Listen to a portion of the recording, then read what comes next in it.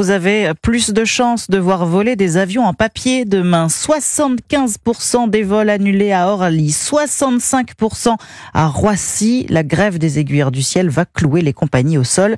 En cause, un désaccord entre les syndicats et la Direction générale de l'aviation civile sur la modernisation du contrôle aérien. Aurélien Fleureau. Évoluer, oui, mais en contrepartie, les salaires doivent aussi évoluer vers le haut. Le syndicat majoritaire chez les contrôleurs aériens, le SNCTA, demande plus 25% d'ici à 2027. Des réformes jugées nécessaires par de nombreux acteurs de l'aérien, à l'image de Thomas Join, directeur général de l'Union des aéroports français. Le contrôle aérien en France est en retard en termes de modernisation et n'est pas au niveau des standards européens. L'objectif de ce chantier, c'est justement de pouvoir évoluer vers un contrôle aérien plus efficace, qui permettent d'absorber l'évolution du trafic attendu en France. Alors que les anneaux olympiques s'affichent désormais sur le tarmac de Roissy, c'est une grève qui tombe très mal, estime Édouard Arkwright, le directeur général exécutif du groupe ADP. Ces grandes réformes sont importantes pour l'ensemble de notre profession, de capacité à gérer le trafic, de changement du métier. Le souhait que nous pouvons exprimer, c'est que les engagements qu'ont pris les contrôleurs soient tenus. Cette trêve olympique n'est pas pour maintenant. La grève s'annonce tellement massive que demain, certains aéroports comme Rennes ou Montpellier